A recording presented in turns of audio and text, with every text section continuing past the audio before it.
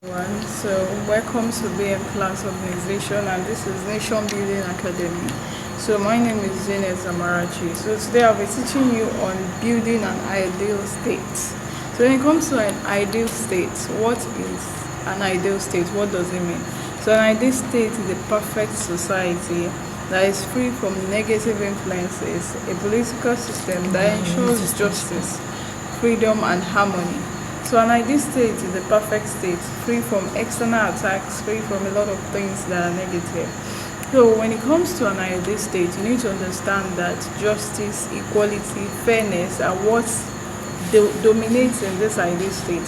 So we'll be exploring some people who said something about building an ideal state. And first of all, I want to talk about justice, because justice is pertinent when it comes to building an ideal state. So what is justice? According to a powerful philosopher who is also a politician, Plato, it says that justice is when each class does their dues. So when it comes to the nation, we have three parts in a nation. We have the division, the nation is divided into three parts. So we have the rulers, we have the warriors, which are the soldiers, and we have the citizens. So these rulers are the one who rules the state, they are the leaders. So when it comes to these rulers, he also mentioned, mentioned that it is when rational thinkers, when they are leaders, that is when a state can actually move forward. So when it comes to a leader, we need to understand that it is those people that can think critically that can become a ruler in a nation.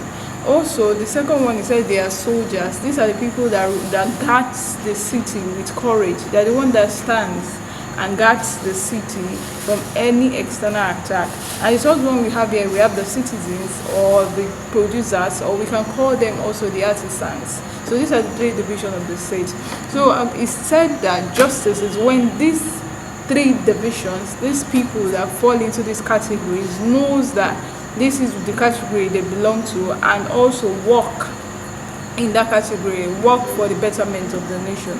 So when three of them knows that this is my place in the society, that is when you can say this nation is actually built. So the second one I'll be talking about is okay, by the way, before I move to the second one, I want to talk about this lady justice in Nigeria. When it comes to Nigeria, there's this statue that represents justice. We call it Lady Justicia.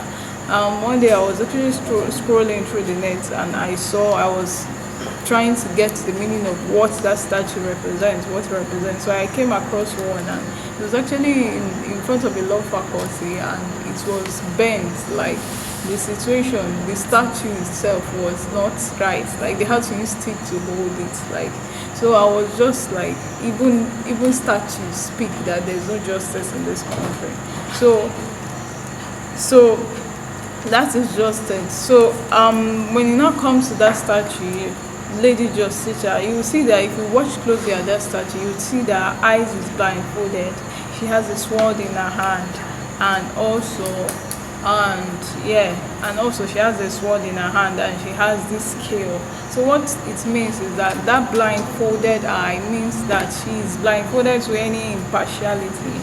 She is blindfolded to any form of injustice. Now the sword means that it's a double-edged sword, so it means that she's ready to actually take charge. She's ready to fight for any misunderstanding. She's ready to fight for anything that happens, any injustice in the society.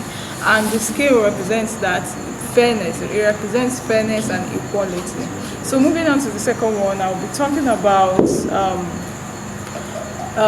a sovereign state. Okay, so when it comes to nation building, you need to understand that a sovereign state, nation building, it has to do with building a sovereign state. So there is also this ideology when it comes to sovereign states about Leviathan rule. Now in the Bible, you see that where they mention Leviathan, it's a very huge animal that even if God releases it, it's going to destroy the earth. So it's a very huge and a very violent animal. So when it comes to that Leviathan rule, it means that individuals, we ourselves, we have to submit our rights. We have rights to do everything. A man can be very brutal, man can be very nasty, man can be very wicked. So we have this thing in us, but it is very important for us to submit our rights to become better, submit our rights to one person that will take over and watch over the city.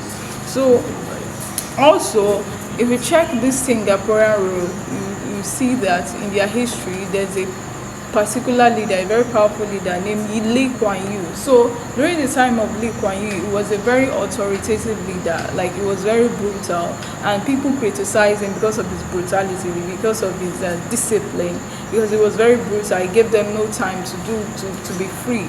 So he was a very brutal leader, and you will see that in his results, he actually achieved a lot of things because he was able to be brutal and to bring a powerful result to the state. So the fourth one I'll be talking on is equality, freedom from oppression. Now you see this equality and freedom from oppression. You will see that there are some certain parts in the country where there is division and there's class struggle.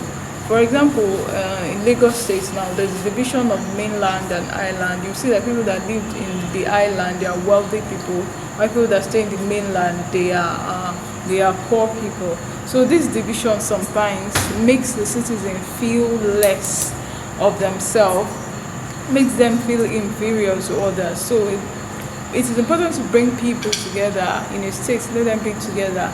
Let them know that you have a place, even though you are poor, you have something to contribute to the state. Everybody is important when it comes to the state. So there should be abolition of class struggle. There should be abolition of classism when it comes to the state. Everybody is inferior, everybody is superior, everybody is equal and should be treated equally in a state.